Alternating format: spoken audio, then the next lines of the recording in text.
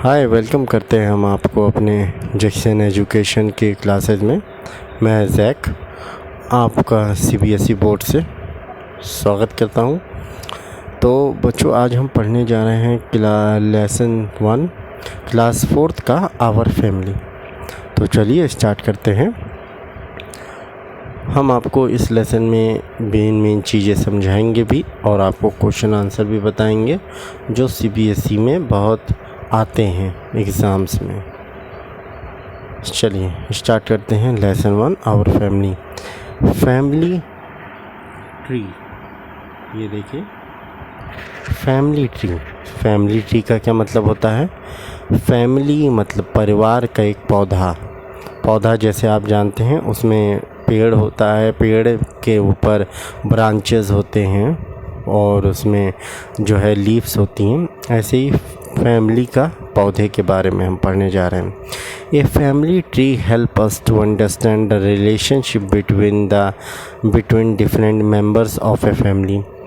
एक फैमिली का जो ट्री होता है, एक परिवार का जो पेड़ होता है, वो हमें समझने का मौका देता है परिवार के बीच अलग अलग तरीके के रिश्तों को। People who are related to us through our mother or our maternal relatives, जो लोग हमें अपनी मम्मी के तरफ से जो लोग हमको अपने मम्मी के तरफ से समझ में आते हैं या हमें पता चलते हैं, वो हमारे क्या होते हैं? मैटरनल रिलेटिव्स होते हैं। मैटरनल रिलेटिव्स में जैसे कौन कौन आता है? मामू आते हैं, मामी आती हैं, है ना। तो ये सब हमारे क्या हैं? मैटरनल रिलेटिव्स हैं। नानी हुआ, नाना हुआ, ठीक है। And people who are related to us through our father are paternal relatives. अब वो लोग जो हमको अपने फादर के फैमिली के तरफ से पता चलते हैं, उन्हें हम क्या कहते हैं? Paternal relatives. पैटर्नल रिलेटिव्स मतलब पितृ रिलेशन, मतलब पिता के फैमिली में आने वाले सारे लोगों को हम पैटर्नल रिलेटिव्स यानी रिश्तेदार कहते हैं। जैसे अब देखते हैं हम let see sinus maternal family tree. अब हम साइनास के जो मैटरनल मतलब जो माँ के तरफ से रिश्तेदार हैं उनको समझेंगे। अब साइना की मम्मी के रिश्तेदार जितने भी हैं उनको हम समझेंगे। जैसे सबसे पहले क्या है, सभी के माँ बाप के क्या होते हैं? सभी के लोगों के जितने भी बच्चे हैं उन सभी की मम्मी के सबसे क्या होते हैं? पहले पापा होते हैं, मम्मी होते हैं, फिर उनके मम्मी लोगों के भाई होते हैं ना। तो ऐसे ही यहाँ साइना है। अब साइना के फैमिली का पौधे के बारे में हम जानना चाह रहे हैं। तो सबसे पहले देखिए ग्रैंडफादर और मदर। ग्रैंडफादर और मदर से क्या आया? मदर और फादर आए। फिर मदर और फादर के अलावा क्या आएंगे? अंकल और आंटी, जिन्हें हम चचा और चच्ची, चाचा और चाची, अंकल आंटी कहते हैं, ठीक है। फिर अब मदर फादर से आप लोग आएंगे। साइना आई, रोहन उसका भाई आया, और अंकल आंटी से उनके बच्चे आए, रितु और रवि, जो कि साइना के क्या हुए? कज़न हुए। कज़न ब्रदर और सिस्टर हुए, चचेरे भाई बहन हुए, ठीक है। अब ऐसे ही एक और चचेरे भाई अंश और अंजलि भी क्या हैं? साइना के चचेरे भाई बहन। तो ये परिवार का जो पौधा है, देखिए जो परिवार का पेड़ है वो उसका जड़ कहाँ से स्टार्ट हुआ है? ग्रैंडफादर और मदर से। आप लोग देख रहे हैं इसको, देखिए सबसे पहले आपके परिवार में आप लोगों के भी दादा होंगे, दादी होंगे, है ना। फिर आपके मम्मी पापा, फिर आपके चाचा चाची, ऐसे ही तो होता है। तो इसे हम कहते हैं परिवार का पौधा, जिसे कहते हैं फैमिली ट्री, ठीक है। अब हम आगे आ जाते हैं।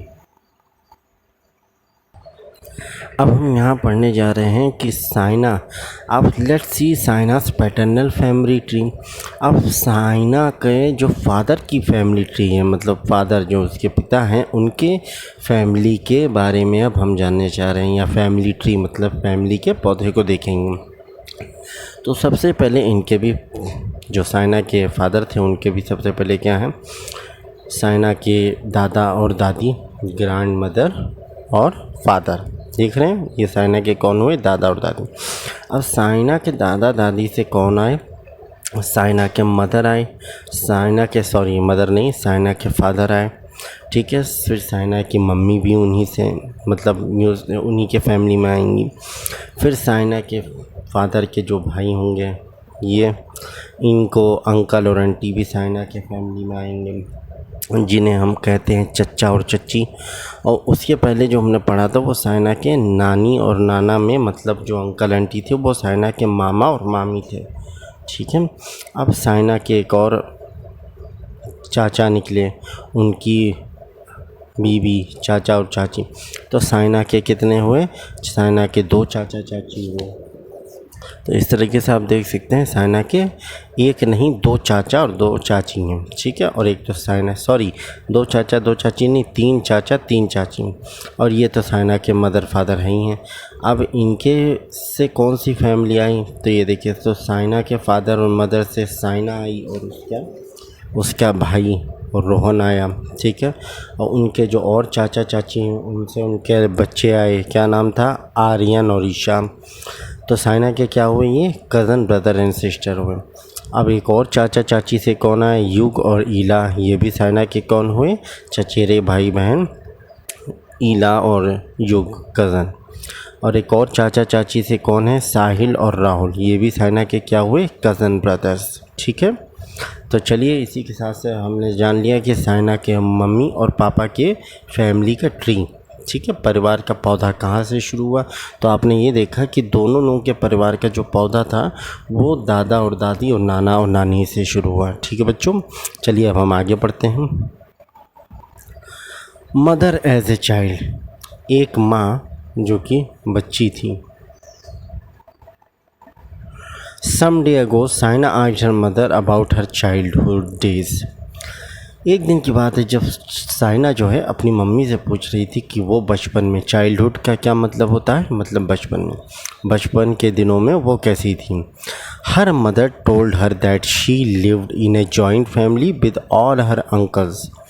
अब साइना की मम्मी ने, मदर ने उनको बताया साइना को कि वो एक जॉइंट फैमिली में रहती थी। जॉइंट फैमिली मतलब एक लंबा परिवार जिसमें चाचा चाची सब लोग उनके साथ, और उनके ग्रैंड पेरेंट्स, साइना की मम्मी के दादा दादी चाचा चाची सब लोग एक साथ रहते थे। ग्रैंड पेरेंट्स का मतलब होता है दादा दादी नाना नानी, इन्हें हम ग्रैंड पेरेंट्स कहते हैं। अंकल आंटी का मतलब होता है चाचा और चाची। ठीक है। और अब आगे बढ़ते हैं। They lived in a big house, और ये सभी लोग, साइना की मम्मी जो बताया उन्होंने कि हम सभी लोग एक बड़े से घर में रहते थे। They shared each others joy and sorrows. उन्होंने बताया कि हम सभी लोग आपस में जॉयज़ मतलब खुशी भी सब मिल बांट के मनाते थे, और सॉरोज़ का मतलब होता है दुख भी एक साथ बांटते थे। She also told Saina how she studies and play with her cousins. और उन्होंने ये भी बताया साइना को कि वो कैसे अपने कज़न आप लोग जानते हैं ना, जो चाचा चाची के बेटे और बेटी होती हैं उन्हें हम कज़न्स कहते हैं। ठीक है। तो उन्होंने ये भी बताया साइना की मम्मी ने कि वो कैसे अपने कज़न्स के साथ पढ़ाई करती थी और खेलती थी।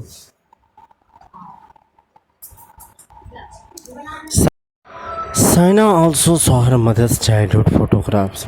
साइना ने अपनी मम्मी की चाइल्डहुड फोटोग्राफ्स भी देखी। She could not believe that the little girl in the photos was her mother. और उसे विश्वास नहीं हो रहा था कि ये छोटी सी दिखने वाली लड़की जो फोटोग्राफ में है वो उसकी कौन है? उसकी मम्मी है।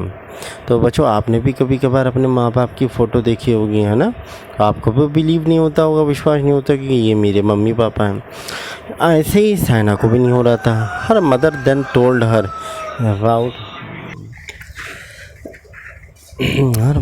Told her that our appearance and habit change with age and time. अब साइना की मम्मी ने बताया कि उनका जो अपीयरेंस है, जो अब जैसी वो अब दिख रही हैं, और जो उनकी आदतें हैं वो किस तरीके से बदल गई उनके एज से, जैसे जैसे उम्र बढ़ती है।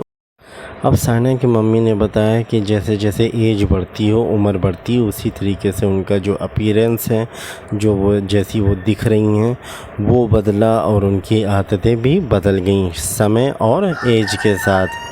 अब जैसे आप बच्चों ये देखे होंगे कि आपके घर में जो आपके मम्मी पापा हैं और जो भाई बहन हैं आपके बड़े, वो जो काम कर सकते हैं जैसे दिख रहे हैं वो आप अभी नहीं कर सकते हैं, ठीक है। तो ये कैसे हो रहा है, क्योंकि वो उनकी आदतें और उनकी एज क्या है आपसे, वो उम्र में बड़े हैं, इसलिए हर चीज़ बदल चुकी है और वो काम कर सकते हैं जो आप नहीं कर सकते हैं। बर्थ ऑफ बेबीज़, बच्चों का जन्म। तो आप बच्चों ये देख सकते हैं कि बेबीज़ कैसे दिखते हैं। देखिए कुछ इस तरीके से दिखते हैं। आपके घर में भी बेबीज़ होंगे, आपने देखा होगा, देखा है नहीं देखा है, सब ने देखा होगा। बच्चे जो पैदा होते हैं वो कैसे होते हैं, कैसे दिखते हैं, सब जरा इस पर नज़र डालिए। पहले मम्मी खड़ी हैं बच्चों को लेके अपने, है ना। तो चलिए अब हम पढ़ते हैं। Mother gives birth to a baby, एक मम्मी एक जो है मम्मी अपने बच्चे को क्या करती है, बेबी को जन्म देती है। बर्थ मतलब जन्म देना, बेबी मतलब शिशु, बच्चा। न्यू बॉर्न बेबी, एक नया जन्मा हुआ बच्चा। Can not do anything itself और फॉर ए फ्यू मंथ, कोई भी नया जो शिशु होता है, बच्चा होता है, वो अपने हाथ से कुछ भी नहीं कर सकता है कुछ महीनों तक। आप सब जानते हैं ना इस बात को, वो कुछ भी नहीं कर सकता है, ना वो अपने हाथ से खा सकता है, ना पी सकता है। अगर आपके घर में भी आपका कोई छोटा भाई बहन होगा ऐसा, तो आपने देखा होगा आपकी मम्मी उनको हर काम करके देती होंगी, उसको दूध भी पिलाती होंगी, उसका खाना भी खिलाती होंगी। वो कुछ नहीं कर सकता अभी, एक जहाँ जहाँ पड़ा है बस वहीं पड़ा रहेगा। The mother takes care of all its need, mummy क्या करती हैं, माताएं उस बच्चे की सारी देखभाल करती हैं, सारी उसकी ज़रूरत को पूरी करती हैं। She feed the baby and protect it from all dangers, वो क्या करती हैं, अपने बच्चे को खाना भी खिलाती हैं।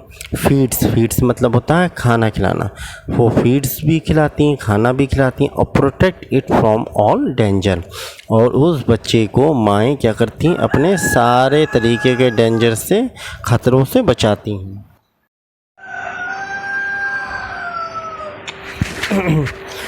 Some animals like birds and insects lay eggs. कुछ जानवर ऐसे होते हैं जैसे चिड़िया, बर्ड्स चिड़िया, इंसेक्ट्स मतलब कीड़े मकोड़े जो कि अंडे देते हैं। आप सभी ने देखा होगा चिड़िए, मुर्गा मुर्गी सब अंडे देते हैं ना।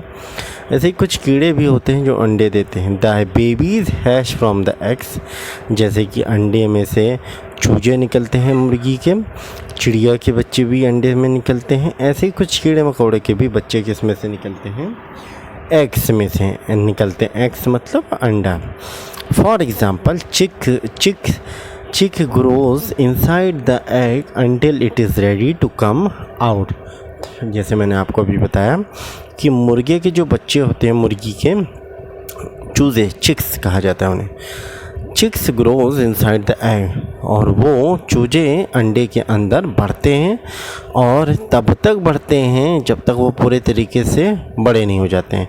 फिर जब वो तैयार हो जाते हैं बड़े होके, तो उस अंडे से वो क्या कहते हैं, बाहर निकलने के लिए तैयार हो जाते हैं। तो वो अंडा फोड़ के बाहर निकल आते हैं।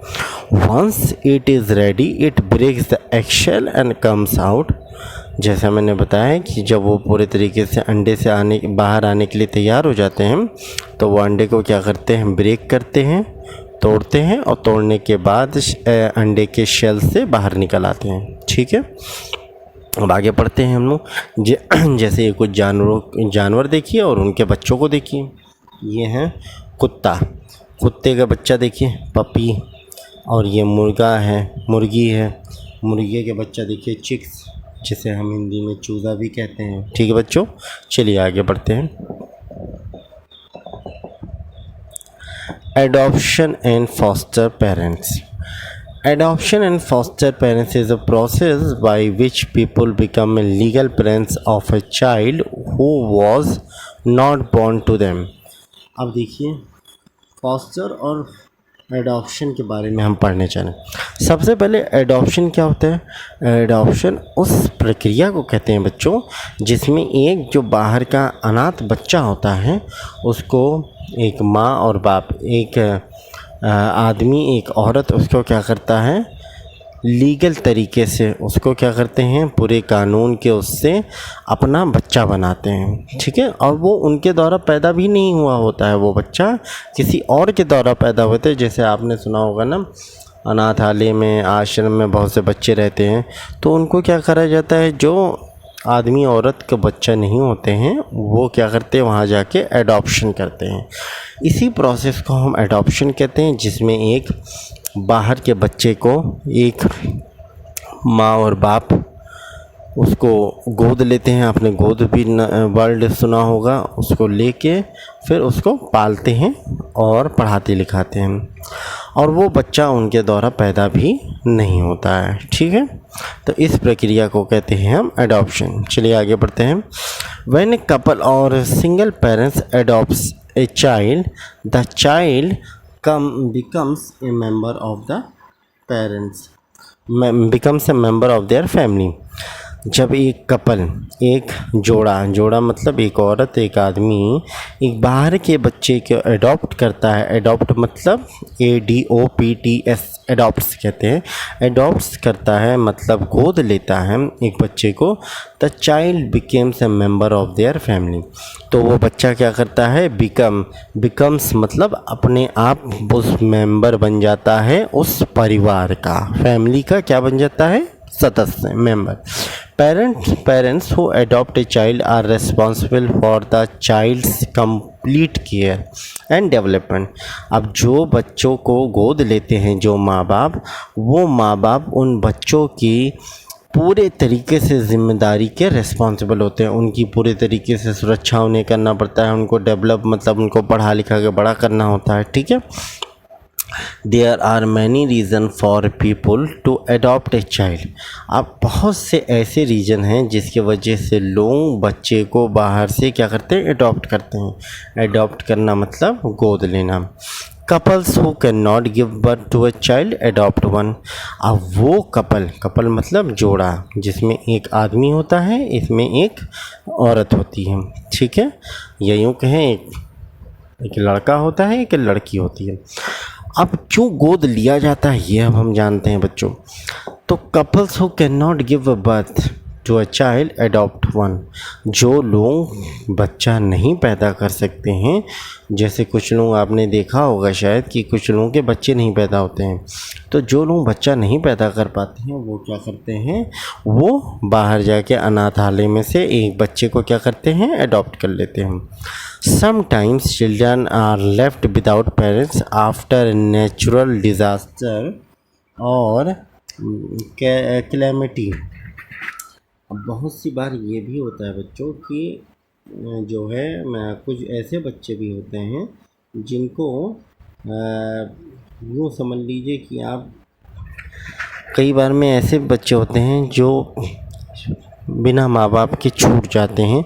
कोई नेचुरल डिज़ास्टर मतलब प्राकृतिक आपदा।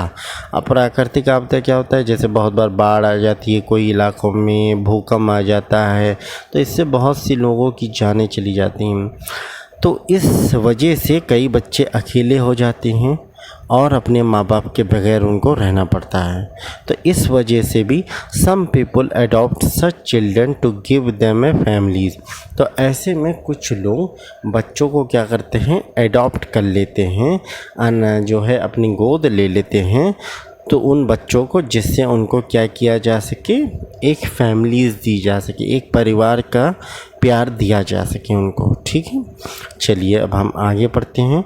सम people help in bringing up a child as a parents और guardians for a period of time. कुछ लोग कुछ बच्चों को ले लेते हैं ब्रिंगिंग अप मतलब बड़ा करने के लिए, चाहे वो पेरेंट्स बन के, माँ बाप बन के, चाहे वो दादा दादी बन के, उनको क्या करते हैं, कुछ समय के लिए गोद ले लेते हैं। Such people are called foster parents. अब इन्हीं लोगों को कौन से पेरेंट्स कहा जाता है, फॉस्टर पेरेंट्स, ठीक है। ये पूरे तरीके से बच्चों को अडॉप्ट नहीं करते हैं, ये कुछ टाइम के लिए कुछ बच्चों को ले लेते हैं उनकी मदद करने के लिए, कि जैसे वो बड़े हो जाएं और पढ़ लिख जाएं, थोड़ा उनको मदद कर दिया करते हैं, ठीक है। तो ऐसे लोगों को पेरेंट्स कहा जाता है या गार्जियंस। गार्जियंस मतलब जैसे दादा दादी बन के कोई ले लेता है, ठीक है। Such people are called foster parents. They do not adopt the child legally but take care of all needs of child. तो ऐसे लोग चाइल्ड को क्या करते हैं, बच्चे को लीगली, कानूनी तौर से तो वो बच्चे को नहीं गोद लेते हैं, पर उनकी पूरी तरीके से देखभाल वो करते रहते हैं, ठीक है।